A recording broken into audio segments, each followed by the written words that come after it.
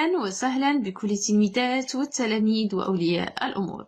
إذن في إطار استعداد فروض المرحلة الثانية والفرض الثاني للدورة الأولى للمستوى الخامس ابتدائي مادة اللغة العربية، نشوف نموذج للفرض الثاني للدورة الأولى مادة اللغة العربية للمستوى الخامس ابتدائي، مكون نشوف الصرف والتحويل والإملاء. إذن أول حاجة السؤال الأول، هنا أصرف الأفعال الصحيحة الآتية حسب الضمائر المطلوبة.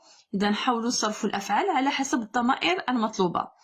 عندنا قصة، إذا هنايا بالنسبة غنصرفوها في أنتما هن وأنتم وأنتن. إذا بالنسبة للقصة أنتما كنقولوا قصصتما. إذا هذا شنو كنعملو؟ كنفكو هذاك الإدغام. إذا أنتما، إذا في المخاطب أنتما قصصتما قصصتما. إذا أشنو عملنا؟ فكينا الإدغام قصصة.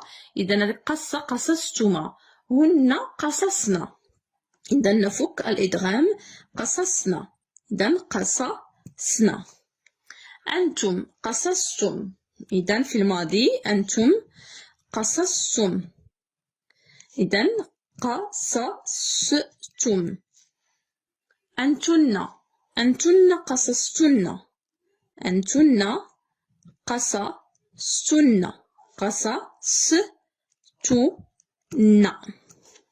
إذا أنتما قصصتما، هن قصصن، أنتم قصصتم، أنتن قصصتن. دابا خد، إذا هذا في الماضي قصة. إذا خد في الأمر. إذا هن ما يمكنش نعملو في الأمر هن، لأن هنايا مخاطب، يعني خصنا نخدمو غير الضمائر أنني كنخاطبك. إذا أنتما أشنو غنقولو بالنسبة للمثنى؟ خذا. إذا خذا تحذف إذا النون التنوين. إذا أنتم خذوا. أنتم خذوا. إذا كذلك هنا أنتن خذنا. نعم. إذا أعيد.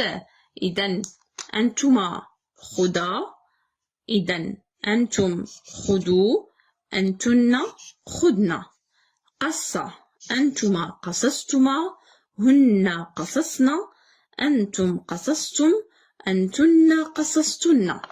إذا نمشيو دابا السؤال الثاني. السؤال الثاني، أنا أصرف الأفعال المرسلة الآتية حسب الضمائر يعني المطلوبة. إذا هادو أفعال، هذه أفعال صحيحة.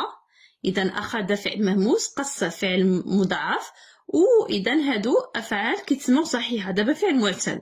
إذا قال، إذا فعل معتل، إذا أحد حروف العلة. إذا هما ما كايناش. إذا حيت هنايا الأمر، علاش ما نعملوش هما؟ حيت كنخاطب في الأمر. إذا أنتن قلنا. أنتن قلنا. أنتن قلنا. أنتما قلا. أنتما قلا. أنتما قلا. إذا أنت ماذا؟ قولي. أنت قولي. غنمشيو أصف وصف فعل معتل. الأول حرف الأول ديالو حرف علة، فهو مثال. إذا أصف، إذا هي في المضارع.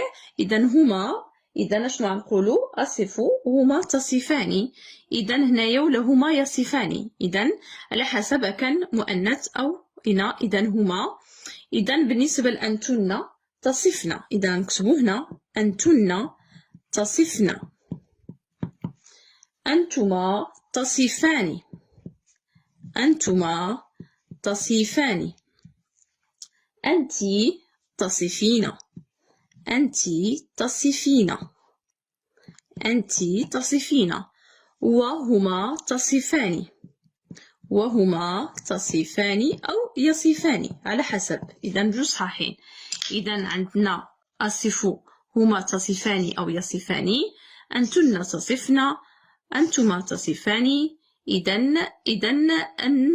أنت تصفين. إذا بعد هنا أنتما تصفان، إذا هما يصفان. إذا يصفان هنا. إذا يصفان، ديما نتأكدوا. إذا هما يصفان. أنتن تصفن، أنتما تصفان، أنت تصفين. نعم. إذا قل أنتن قلنا، أنتما قولا، أنت قولي. إذا غنمشيو دابا السؤال الموالي. إذا هنا هما يصفان. إذا غنمشي دابا السؤال 3. أحول الجملة التالية حسب الضمائر المطلوبة. وهبه نقودا بعدما عاد من السفر. غنعملوهم في الماضي. إذا شنو غنقولو؟ هم وهبوه. إذا هم وهبوه ماذا؟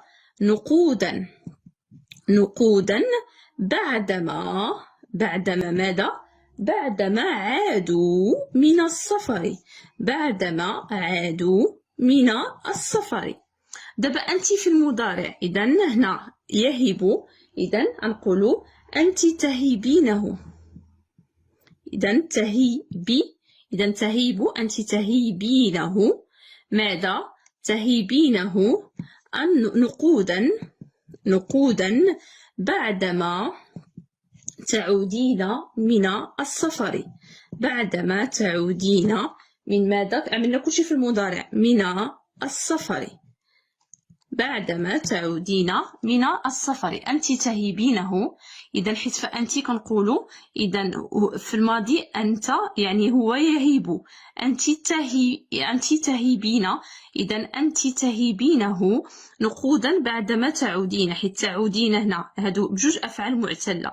إذا هنا كنرجعوها للأصل ديالها. إذا هنا عاد تعود. إذا أنت تعودين. إذا أنت تهيبين. إذا وعلى رجعوا للضمير هو. وهنا أنت تهيبينه نقودا بعدما تعودين من السفر. إذا غنمشيو السؤال الموالي. عندنا فعل ماضي تصريفه مثلا وهب. كنقولوا هاب في الأمر. إذا شنو التغيرات اللي طرأت على الفعل؟ إذا حذفت واو. تحذف واوه في الأمر. إذا تحذف لأنه معتل. تحذف واوه ماذا؟ في الأمر. نمشيو دابا أكل كل. إذا هذا الفعل كيف هو؟ مهموس. إذا الفعل المهموس تحذف همزته فاش في الأمر. إذا الفعل المهموس. إذا الفعل المهموس تحذف ماذا؟